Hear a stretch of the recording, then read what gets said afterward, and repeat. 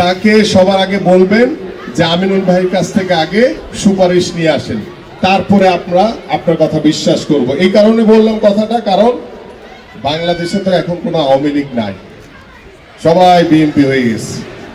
সবাই বলে যে ভাই আমি তো আমিনুল ভাইয়ের লোক, আমিনুল ভাইয়ের লোক। আমি নিজেও জানি না যে আসলে কারা আমাদের লোক।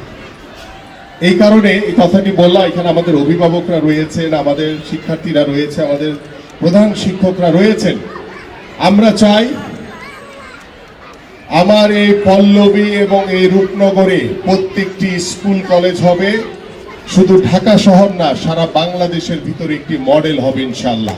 সেই মডেলের জন্য এবং সর্বোচ্চ শিক্ষার হার বলেন, সবকিছু মিলিয়ে আমরা যাতে একটি সুন্দর শিক্ষার পরিবেশ আমরা আমাদের এই পল্লবী এবং রূপনগরে গঠন করতে পারি, এই জন্য আমি আপনাদের সকলের সার্বিক সহযোগিতা চাই, আমাদের প্রধান শিক্ষকদের সহযোগিতা চাই, আমার প্রিয় শিক্ষক শিক্ষিকাদের সহযোগিতা চাই, আমার অভিভাবকদের সহযোগিতা চাই।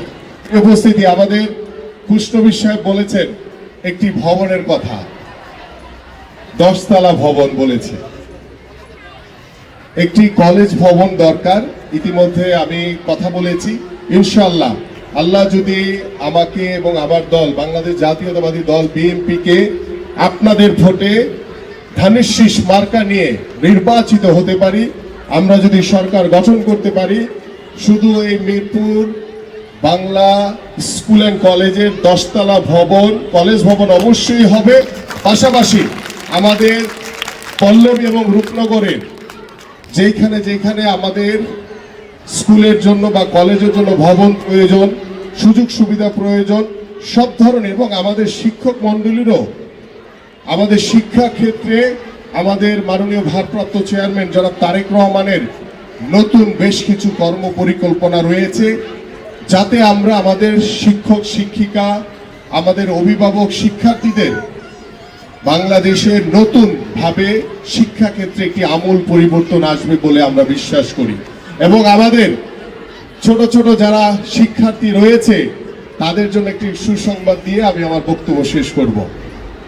আমি আপনাদের সকলের উদ্দেশ্যে বলছি যে আগামী ফেব্রুয়ারিতে বাংলাদেশ জাতীয়তাবাদী দল বিএনপি ধানের শীষের প্রতীক নিয়ে নির্বাচিত হলে, আপনাদের ভোটে, দেশের সাধারণ মানুষের ভোটে, আমরা সারা বাংলাদেশের প্রত্যেকটি স্কুলে জাতীয় যে শিক্ষাক্রমে আমরা খেলাধুলাকে বাধ্যতামূলক করব।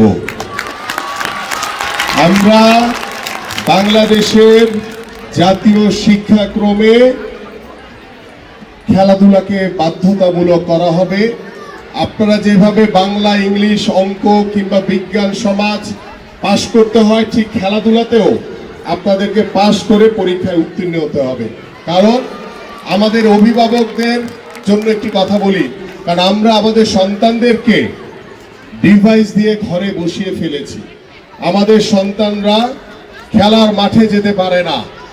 আমরা খেলার মাঠ সংরক্ষণ করতে চাই এবং এই যে ক্লাস 4 থেকে 4র্থ শ্রেণী থেকে খেলাধুলাকে বাধ্যতামূলক করা হবে এবং সেই 4র্থ শ্রেণী থেকে আমরা আমাদের সন্তানদেরকে সুস্থভাবে গড়ে তুলতে চাই এবং সমাজের গত 17 বছরের ওই স্বৈরাচারের রেখে যাওয়া মাদকের যেই করাল গ্রাসে আমরা দেখেছি যে আমাদের যুব সমাজ কিভাবে ধ্বংসের পথে চলে যাচ্ছে, আমরা সেই মাদক থেকে আমাদের সন্তানদেরকে দূরে রাখার জন্য আমরা খেলাধুলার মাধ্যমে, খেলার মাঠে আকৃষ্ট করে আমরা আমাদের সন্তানদেরকে ওই মাদক থেকে দূরে রাখতে চাই।